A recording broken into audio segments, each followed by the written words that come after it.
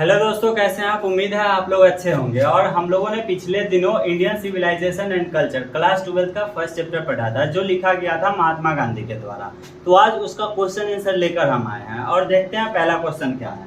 तो उस चैप्टर का पहला क्वेश्चन है, what do you know about Gandhi ji. What do you know about Gandhi ji. Gandhi ji के बारे में आप क्या जानते हैं।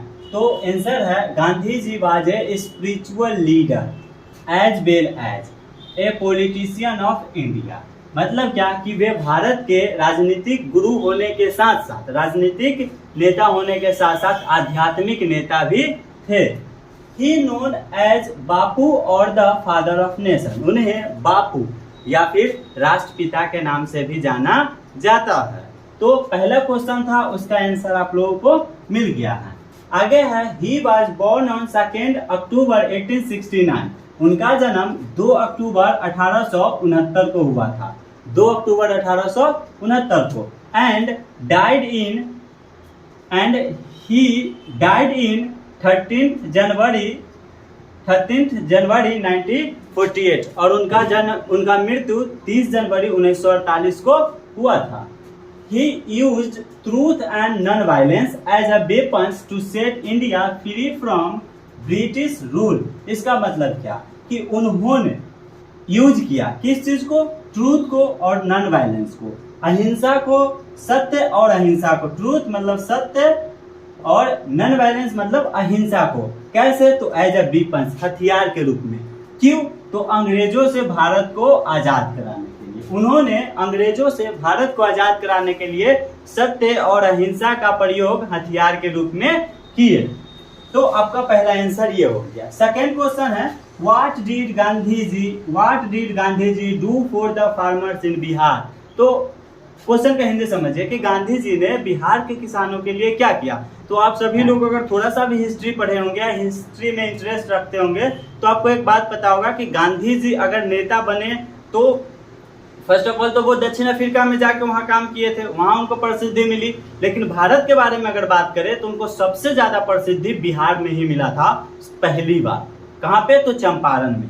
तो उसी से रिलेटेड एक क्वेश्चन है, Gandhi ji did satyagraha movement for the farmers in Bihar. Bihar के किसानों के लिए गांधी जी ने सत्याग्रह किया। सत्याग्रह मतलब सत्य के लिए आग्रह करना। It was the first movement against British rule led by Mahatma Gandhi in Bihar. Bihar में गांधी जी द्वारा नेतृत्व किया गया यह पहला आंदोलन था। चलिए देखते हैं अब तीसरा question. What do you understand by civilization and culture? Civilization और कल्चर से आप क्या समझते हैं। तो पहले सिविलाइजेशन देखते हैं। Civilization is that mode of conduct which point out. Point out का एक और मीनिंग होता है टू शो, दिखाना। Point out a man to the path and performance of duty. मतलब क्या कि सभ्यता वह विचार है जो मनुष्य को रास्ता दिखाती है और पथ प्रदर्शित करती है।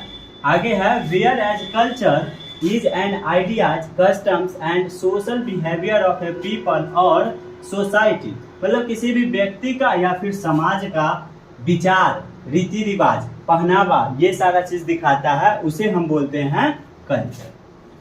तीसरा क्वेश्चन था। अब चौथा क्वेश्चन देखते हैं। What do our holy scriptures tell us about universal human values.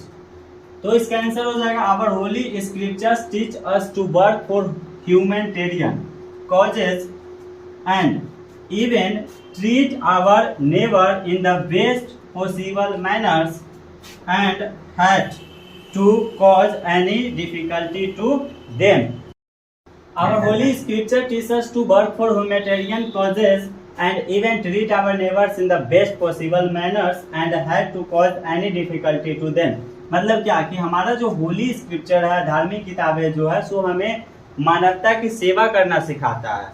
और कितना भी बुरा क्यों ना हो, कितना भी बुरा क्यों ना हो, हमें अपने पड़ोसियों के साथ भी अच्छा व्यवहार करने के लिए सिखाता है।